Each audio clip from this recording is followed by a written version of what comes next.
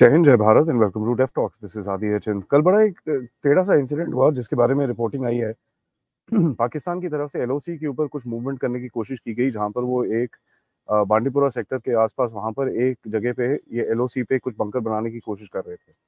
ना ये बड़ी इंटरेस्टिंग सिचुएशन है क्योंकि एलओसी पे नॉर्मली इस तरह की मूवमेंट्स होती नहीं है, क्योंकि कहीं ना कहीं एक एक कहीं ना एक बैलेंस रहता है दोनों तरफ से, फायरिंग शेयरिंग भी हो, लेकिन ऐसे क्लोज अप्रोचेस एलओसी के जो बॉर्डर फेंसिंग है उसके पास नॉर्मली नहीं होती है। सो एक नई डेवलपमेंट है, इसके बारे में मैं आपसे थोड़ी सी बात करूंगा और थोड़ी सी और बात करूंगा कि भाई किस तरह से ये जो भी इलेक्शंस आ रहे हैं ये आ रहे हैं उसको हमको थोड़ा सा बहुत ध्यान से देखना पड़ेगा। देखिए, बांडीपुरा सेक्टर के आसपास यहाँ पर एलओसी के आसपास पाकिस्तानी एक बंकर बनाने की कोशिश कर रहे थे। इंटेलिजेंस जो आई उसके हिसाब से पता चला कि भाई 30 से 40 पाकिस्तानी वहां पर सोल्जर्स कंस्ट्रक्शन मटेरियल लेके उस तरफ अप्रोच कर रहे थे। जब वो वहां पर अप्रोच कर रहे थे, हमारे को जैसे जिस तरह से इंटेलिजेंस थी, हमारी फोर्सेस ऑलरेडी रेडी थी वहां पर, एंड उन्होंने उनको वार्निंग करा कि भाई इस तरफ मत आओ। एज पर जो एक अग्रीड ड्रिल है दोनों कंट्रीज के बीच में, अग्रीड ड्रिल ये कहती है कि भाई जब भी ऐसा कुछ इंसिडेंट हो तो एक रेड फ्लैग दिखाया जाता है where the other other side is feeling threatened, and though जो पहली साइड होती है जो एक्शन ले रही होती है उसको ये समझ में आना चाहिए कि भैया नेक्स्ट अभी एक्शन ही कुछ गोली वोली चलेगी। इसी तरह पाकिस्तानियों ने भी उसको बेसिकली रेड फ्लैग जो ड्रिल के हिसाब से लगाया गया था उसको इग्नोर करा, और जैसे ही इग्नोर करा इंडियन आर्मी ने उनके ऊपर एक फायर खोला।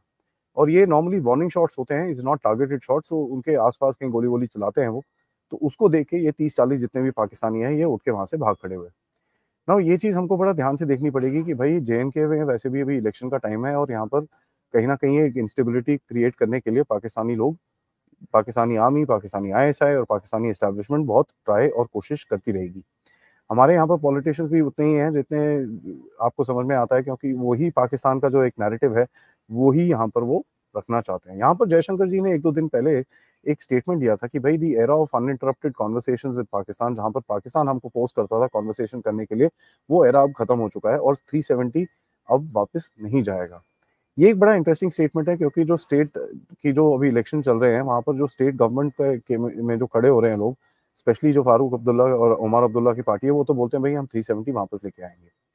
370 वापस ये तो ला नहीं सकते, because as per the constitution जो एक सेंट्रल गवर्नमेंट ने चीज करी है, state governments can't overrule that, and वो तो हो नहीं सकता। बट एक कहीं ना कहीं एक पाकिस्तान की तरह एक रेटरिक बनाने की ऑब्वियसली कोशिश की जा रही है, जहां पर एक एलियनेशन फैक्टर को जम्मू कश्मीर में और स्पेशली कश्मीर के एरिया के अंदर वापस लाया जाए।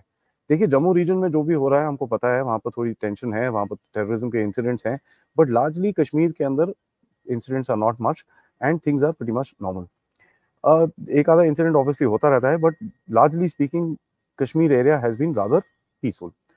नाउ यहाँ पर अगर आप देखें इन दोनों के स्टेटमेंट, पाकिस्तान भी हमेशा बोलता है भाई आर्टिकल 370 ये वो एंड ऑल दैट स्टफ, और हमारे फारूक अब्दुल्ला साहब की पार्टी भी यही चीज बोल रही है कि भाई आर्टिकल 370। यहाँ पर उनके साथ अलायंस पार्टनर कौन है आपको सबको पता है, ठीक है। जो यूथ आइकॉन है हमारे, वो भी इसी इसी बैंड वैगन में लगे हुए हैं और यही ढोल पीटने में आगे चल रहे हैं। देखिए, इंडियन आर्मी को तो सतर्क रहना ही पड़ेगा, क्योंकि जितने अभी पिछले 2-3 दिनों के अगर आप इंसिडेंट देखें, एक तो 2 टेररिस्ट वहां पर उसी एरिया के अंदर जहां पर अभी बांडीपुरा के एरिया के अंदर जहां पर अभी कंस्ट्रक्शन चल रही थी, उसी एरिया के अंदर 2 टेररिस्ट भी ठोके थे रिसेंटली। उससे पहले अभी एक्चुअली कल ये हुआ था कोई 3-4-5 दिन पहले, कल परसों की बात है, जब 3 टेररिस्ट और ठुके थे, जहां पर 2 इन्फिल्ट्रेशन बिड्स को फायरिंग करके इंडियन आर्मी ने पीछे भगाया था। तो ऐसे इनके चलते रहेंगे यहाँ पर कहीं ना कहीं, because they they are very very इनको बड़ा एक एक चक्कर है वे they need to actually create some sort of an instability within Bharat during this election time, ताकि एक मैसेज दिया जाए कि भारत इस सिचुएशन के कंट्रोल में नहीं है। एक इम्तियाज अहमद करके एक बंदे को पकड़ा था रिसेंटली, जो एक बेसिकली ओजीडब्ल्यू टाइप था। मैं तो ओजीडब्ल्यू तो किसी को बोलता नहीं, मैं तो बोलता हूँ वो तो पूरे टेररिस्ट हैं। उसको पकड़ा था, एंड उसकी जब मिर्ची ट्रीटमेंट और जो भी ट्रीटमेंट हुआ होगा, उसने आके बोला कि साहब वो तो 2-3 बारी पहले भी ऊपर नीचे कर चुका है, और वो एलईटी के लिए काम करता था, और एलईटी के जितने भी टेररिस्ट हैं उनको असिस्टेंस करता था, और उनके लिए एक बेसिकली गाइड था। ये भी पता चला कि उसने एक पर्टिकुलर सेक्टर, जहां पर वो रिलीज नहीं हुआ है, बट उस पर्टिकुलर सेक्टर में ये वहां से आया है, और उस जगह की वहां पर ऑब्वियसली अभी इंडियन आर्मी एक्शन में होगी, उस जगह में जो भी वनरेबिलिटीज है उसको कवर करने के लिए। इसने ये भी बताया कि भाई वो पीओजेके के किसी बस स्टैंड में 4 टेररिस्ट से मिला, जहां पर उसको बताया गया कि वही लोग अभी वापस इस तरफ आएंगे, और उसी की रिकॉनेसेंस करते करते जब वो इस तरफ भारत की तरफ आया, वहां पर वो पकड़ा गया। तो जैसे-जैसे अगर आप देखिए एक ओजीडब्ल्यू है और कितने सारे अभी और पकड़े गए हैं, कम से कम नहीं तो 250-300 जब से रियासी का अटैक हुआ था तब से 250-300 बंदे उठाए गए हैं, सबकी ऑब्वियसली ट्रीटमेंट अच्छी सी हुई होगी, तो काफ़ी इंटेलिजेंस आई होगी। एंड द शेयर फैक्टर अगर आप एक चीज़ देखें कि भैया ये जो जम्मू कश्मीर के एलओसी के ऊपर जो भी कंस्ट्रक्शन के प्लान जो थे पाकिस्तानी आर्मी के, उसकी इंटेलिजेंस हमारे पास पहले ही थी दैट टेल्स यू कि हमारा एक जो नेटवर्क है, वो प्रीटी मच अभी वापस आ रहा है और जिस तरह से पहले था, जो एक स्ट्रॉन्ग नेटवर्क था, वो अभी सेट है। यहाँ पर मैं एक चीज़ बोलना चाहूँगा कि जो ये इलेक्शन है, मैं ऑफ कोर्स पर्सनली एग्री करता नहीं उसके लिए क्योंकि इस टाइम पे इलेक्शन और ऐसा कोई वो नहीं है कि सुप्रीम कोर्ट ने बोल दिया तो हमको कराना है, ऐसी कोई बात नहीं है क्योंकि हम we could have very clearly ignored this. But चलिए अब वो डिसीजन हमारा नहीं है, हमको तो देखना है, एनालाइज़ करना है सिचुएशन को। अब जबकि ये बॉल फेंक दी गई है गवर्नमेंट की तरफ से कि साहब इलेक्शन होगा, कहीं न कहीं मेरी तरफ से एक अपील रहेगा जितने भी लोग हैं वहाँ पर जो इलेक्शन की तरफ जाएँगे कि ज़रा ध्यान से सोचिएगा किसको आप वोट देंगे। मैं ये नहीं बोल रहा मोदी साहब को वोट दीजिए, इसको वोट दीजिए, उसको वोट दीजिए। मैं बड़ा क्लियरली एक चीज़ बोल रहा हूँ कि जो लोग वापस से वो सेपरेटिज़्म कश्मीर और जम्मू के रीजन के अंदर लाना चाहते हैं, उनको तो बिल्कुल भी मत दीजिएगा। देखिए, कश्मीर जैसे मैंने आपको बताया थोड़ा बहुत नॉर्मल चल रहा है, लेकिन जम्मू में थोड़ी प्रॉब्लम्स चल रही हैं। जम्मू के अंदर एक एलियनेशन की एक सिचुएशन है जहाँ पर लोग थोड़ा गुस्सा हैं गवर्नमेंट से बिकॉज़ इनके जो लोकल रिप्रेजेंटेटिव्स हैं, वो उनके लिए काम नहीं कर रहे हैं। और कहीं न कहीं उनको ये भी दिखता है कि भई कश्मीर के नाम पे जम्मू रीजन को कहीं न कहीं इग्नोर भी किया गया है। ये चीज़ों को गवर्नमेंट को एकदम से एक्ट करना पड़ेगा क्योंकि ये चीज़ बढ़ के खराब होके और ही थोड़ी सिचुएशन को बिगाड़ सकती है और वहाँ पर हमको जाना नहीं है।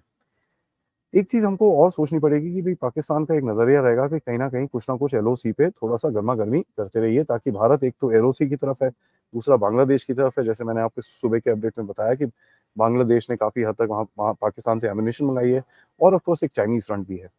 चाइनीज़ का एक सीनियर जनरल ली च्याओमिंग करके आए थे अभी पाकिस्तान, वो आसिम मुनीर से मिले और जहाँ तक की रिपोर्ट्स आ रही हैं कि भाई वहाँ पर एलओसी के ऊपर भी बात की गई है। एलओसी पे देखिए चाइनीज़ का क्या इंटरेस्ट है बिकॉज़ चाइनीज़ ने थोड़े टाइम पहले पाकिस्तानियों को वहाँ पर बंकर बना के दिए, कम्युनिकेशन इक्विपमेंट लगा के दी, यहाँ तक कि वो जो फाइबर केबल्स और ये सब भी लगा के दिए हैं और थोड़ा-सा स्ट्रेंथन करा है एलओसी के स्ट्रक्चर को पाकिस्तान के। ये चाइना का इंटरेस्ट ये है कि भई कहीं न कहीं भारत को एक वो जो स्प्लिट फ्रंट बना के हमेशा रखो, ताकि भारत कुछ नेफेरियस एक्टिविटी चाइना के साथ ना कर सके। पाकिस्तान इस टाइम पे अमेरिका की गोदी में जाके बैठा हुआ है, लेकिन फिर भी चाइनीज़ के साथ भारत के अगेंस्ट में काम करने में अमेरिका को कोई भी धेले की प्रॉब्लम नहीं है। इस सिचुएशन को मैं थोड़ा देखता रहूँगा बट आप जब तक ये वीडियो को लाइक करिए, सब्सक्राइब करिए चैनल को और शेयर करिए अपने दोस्तों को। आप लोग इस चैनल की तरफ कंट्रीब्यूट कर सकते हैं क्यूआर कोड, पेपैल या फिर सुपर स्टिकर्स, सुपर चैट्स के साथ। दोबारा मिलेंगे। जय हिंद, जय भारत।